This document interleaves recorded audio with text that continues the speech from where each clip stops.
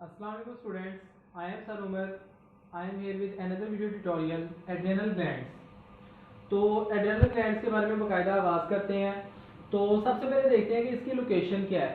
तो ये adrenal glands, इनको हम एड्रेनल्स भी कह देते हैं, ये किडनी के ऊपर मौजूद होते हैं। It is like a pyramid structure, like that. इस तरह ये हमारा किडनी है ना, उसके ऊपर इस तरह ये पिरामिड लाइक स्ट्रक्चर होता है, इसको हम एड्रेनल्स कह देते हैं या एड्रेनल ग्लैंड कह देते हैं। उसके बाद इसके स्ट्रक्चर की बात करें तो दीज आर पिरामिड स्ट्रक्चर्स, और इनकी दो लेयर्स होती हैं। लाइक दैट अगर मैं इसको क्रॉस सेक्शनल एरिया अगर उसका दिखाऊं ना मैं, लाइक दैट ये एक पिरामिड स्ट्रक्चर है, ठीक है, और इस तरह ये दरमियान में है, ठीक है। ये जो अपर पार्ट है ना, इसका ऊपर वाला हिस्सा है, इसको हम कह देते हैं एड्रेनल कॉर्टेक्स, और जो इनर पार्ट है इसको हम कह देते हैं एड्रेनल मेड्यूला, ठीक है। उसके बाद जो मेड्यूलरी हार्मोन्स है, यानी कि जो से हार्मोन्स रिलीज करेगा एड्रेनल मेड्यूला, उसको हम मेड्यूलरी हार्मोन्स कह देंगे, और जो से हार्मोन्स रिलीज करेगा कॉर्टेक्स पार्ट, उसे हम कॉर्टिकल हार्मोन्स कह देंगे। तो जो मेड्यूलरी हार्मोन्स है वो है एड्रीनालिन और नॉर एड्रीनालिन। उसके बाद जो कॉर्टिकल हार्मोन्स है वो कॉर्टिसोल, कॉर्टिकोस्टेरोन और एल्डोस्टेरोन, ठीक है। उसके बाद नेक्स्ट बात करते हैं कि इनकी रिलीज को कौन कंट्रोल कर रहा होता है। तो मैंने आपको बताया ना कि जो से हार्मोन्स किसी दूसरे हार्मोन की रिलीज को कंट्रोल करते हैं उसे हम ट्रॉफिक हार्मोन्स कहते हैं। तो यहाँ पर जो हार्मोन है वो ACTH है, ठीक है।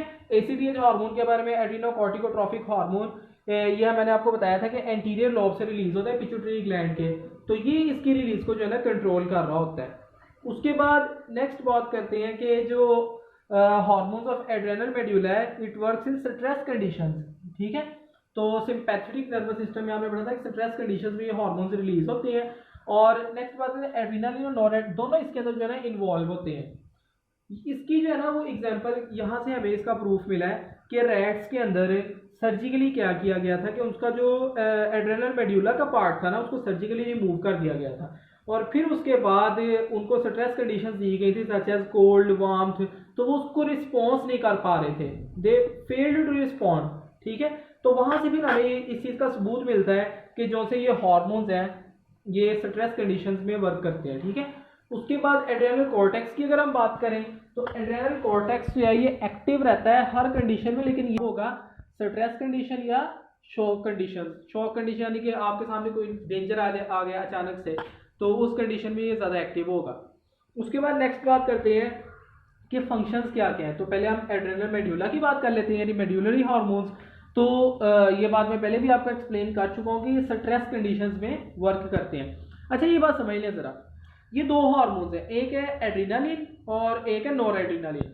ये एक दूसरे के एंटागोनिस्टिकली वर्क भी करते हैं और ये दोनों साइनर्जिस्टिकली वर्क भी करते हैं।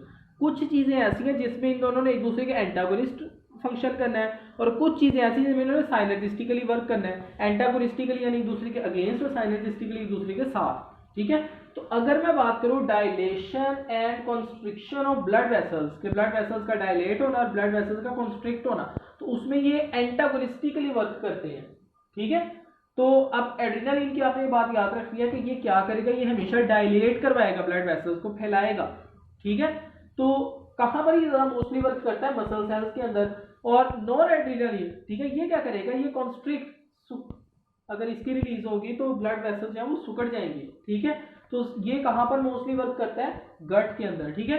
उसके बाद साइनर्जिस्टिकली फंक्शन कौन कौन से होते हैं, दोनों ब्लड प्रेशर को इंक्रीज करते हैं, इसलिए अगर ये इनकी ओवर सिक्रीशन हो जाए तो हाई ब्लड प्रेशर की बीमारी हो जाती है। उसके बाद क्या करेंगे, ये ग्लूकोज को जो है वो रिलीज करेंगे, यानी कि ग्लूकोज को प्रोड्यूस करवाएंगे ग्लाइकोजन से लीवर। उसके बाद क्या करेंगे, सिंपैथेटिक नर्वस सिस्टम को रीइंफोर्स करेंगे। तो आपको पता है कि जो सिंपैथेटिक नर्वस सिस्टम है ये भी स्ट्रेस कंडीशन में वर्क करता है। तो जो एड्रेनल ग्लैंड्स है इन्होंने भी क्या करना है, स्ट्रेस कंडीशन में वर्क करना है। तो ये क्या है कि सिंपैथेटिक नर्वस सिस्टम को क्या करते हैं, रीइंफोर्स करते हैं, ठीक है, उसको ट्रिगर करते हैं। उसके बाद नेक्स्ट बात हम स्टार्ट करते हैं functions of cortical adrenal hormones. क्या अब हमने जो कॉर्टेक्स पार्ट से हार्मोन्स रिलीज होते हैं उनकी बात करनी है। तो यहाँ पर तीन किस्म के मेन हार्मोन्स हैं, कॉर्टिसोल है, एल्डोस्टेरोन है और कॉर्टिकोस्टेरोन है। अच्छा, कॉर्टिसोल का दूसरा नाम है ग्लूकोकॉर्टिकॉइड। ग्लूकोकॉर्टिकॉइड क्या है, ये इसके नाम से जाहिर है, ग्लूकोकॉर्टिकॉइड। इसने क्या करना था, increase the production of glucose, glucose का ब्लड ग्लूकोज लेवल इंक्रीज करवाते हैं, इसलिए हम इसको ग्लूकोकॉर्टिकॉइड कह देते हैं। ठीक है, अब ये ब्लड ग्लूकोज लेवल कैसे इंक्रीज करवाता है, ये क्या करेगा, ये प्रोटीन से ग्लूकोज की प्रोडक्शन बढ़ाएगा। ठीक है, यानी कि protein is another class of organic compounds, उससे ग्लूकोज की जो प्रोडक्शन करवानी है वो कॉर्टिसोल करवाता है। उसके बाद क्या करेगा, एंटागोनाइज कर देगा इंसुलिन के फंक्शन को। अब इंसुलिन के फंक्शन को आप मेमोराइज करें, जो कि मैंने आपको पिछले लेक्चर में बताया था। उसका क्या काम होता है कि वो ग्लूकोज को कन्वर्ट करता है ग्लाइकोजन के अंदर। ठीक है, तो इससे क्या होता है कि ब्लड ग्लूकोज लेवल फॉल कर जाता है, डिक्रीज कर जाता है। तो वो क्या करेगा कि इंसुलिन के फंक्शन को एंटागोनाइज करेगा, उसके अगेंस्ट जाएगा, उसको ग्लाइकोजन प्रोड्यूस नहीं करवाने देगा।